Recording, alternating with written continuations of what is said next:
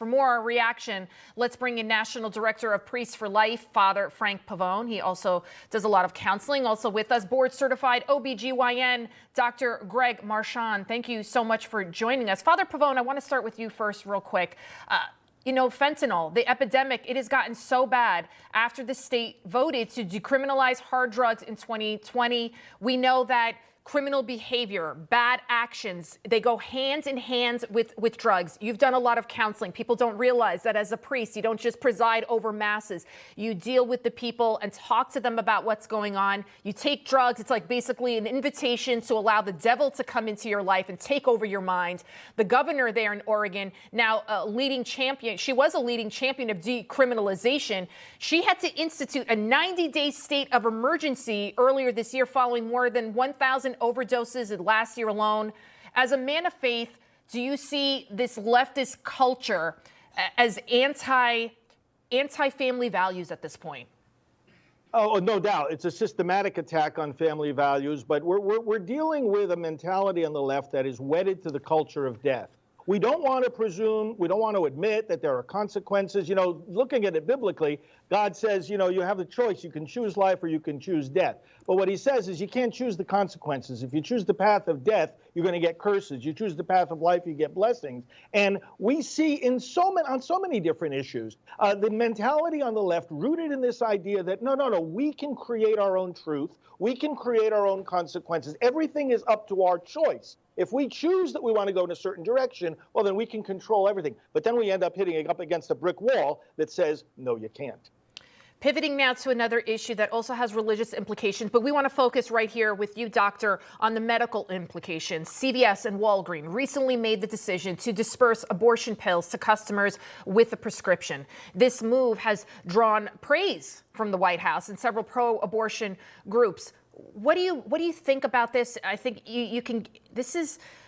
People don't realize that just taking that pill, it's not as easy as it sounds. You have to be a certain number of weeks along. What do you think about this? Should there be more oversight? Is this dangerous for women to just be able to kind of get this pill and take it at home?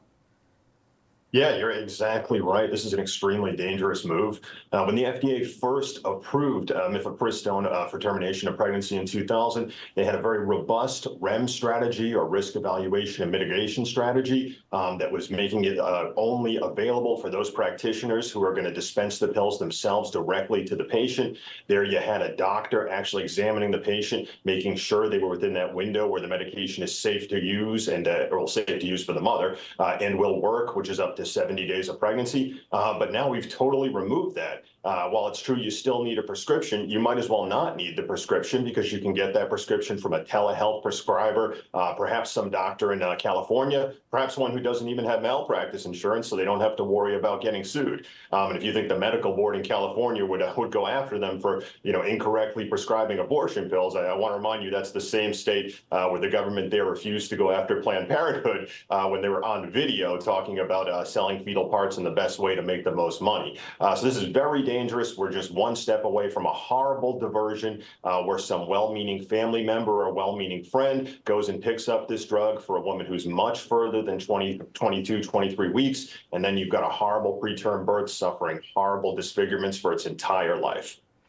Doctor, how does this pill work? People don't realize you don't just pop the pill and it kills the baby. What happens is it makes your uterus contract, right, and expel the contents. And then that's why it's so important to take it as early on in pregnancy as possible. And God forbid you get it from a telehealth or something like that and say, oh, you know what, I'm too far along. I'm going to pop extra pills. You could suffer some incredible bleeding. I don't understand, how this could happen in the United States of America to put women's lives at risk, to put a baby's life at risk. Oh, exactly. And you don't need to take extra pills. This medication is absolutely deadly and disfiguring if taken for a pregnancy greater than 24 weeks.